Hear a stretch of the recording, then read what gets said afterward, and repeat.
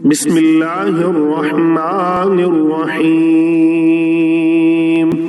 سفیان ثوری نے عبدالعزیز بن رفیع کے واسطے سے بیان کیا، کہا کہ میں نے انس بن مالک رضی اللہ عنہ سے پوچھا کہ رسول اللہ صلی اللہ علیہ وسلم نے ظہر اور عصر کی نماز 8ویں ذی الحجہ میں کہاں پڑھی تھی؟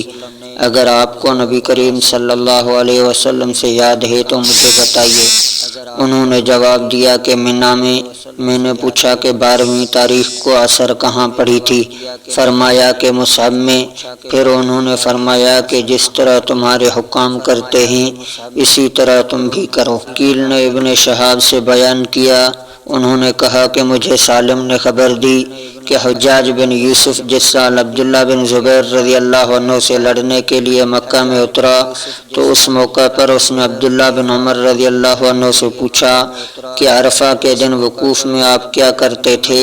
اس پر سالم رحمہ اللہ بولے کہ اگر تو سنت پر چلنا چاہتا ہے تو عرفہ کے دن نماز دوپہر ڈھلتے ہی پڑھ لینا۔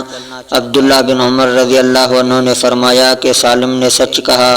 صحابہ رضی اللہ عنہم نے نبی کریم صلی اللہ علیہ وسلم کی سنت کے مطابق ظہر اور عصر ایک ہی ساتھ پڑھتے تھے۔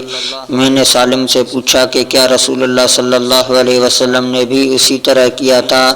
سالم نے فرمایا اور کس کی سنت پر اس مسئلے میں چلتے ہو؟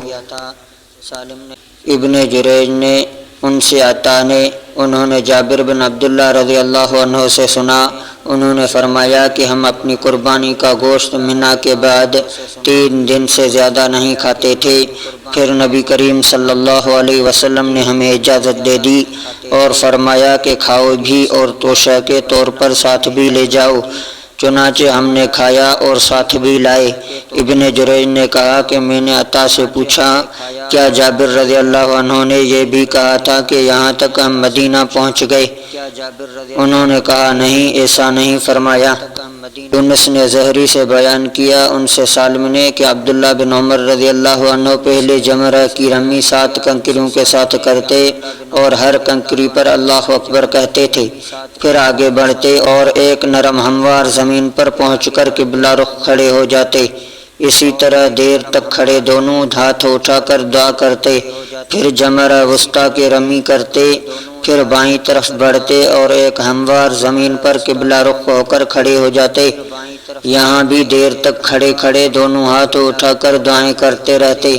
اس کے بعد والے نشیب سے جمرہ عقبہ کی رمی کرتے اور اس کے بعد آپ کھڑے نہ ہوتے بلکہ واپس چلے آتے اور فرماتے کہ میں نے نبی کریم صلی اللہ علیہ وسلم کو اسی طرح کرتے دیکھا تھا۔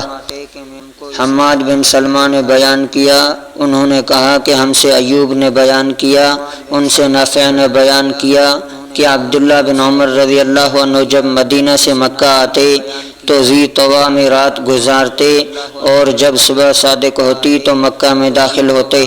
اسی طرح مکہ سے واپسی میں بھی ذی طویٰ سے گزرتے اور وہیں رات گزارتے اور فرماتے کہ نبی کریم صلی اللہ علیہ وسلم بھی اسی طرح کرتے تھے۔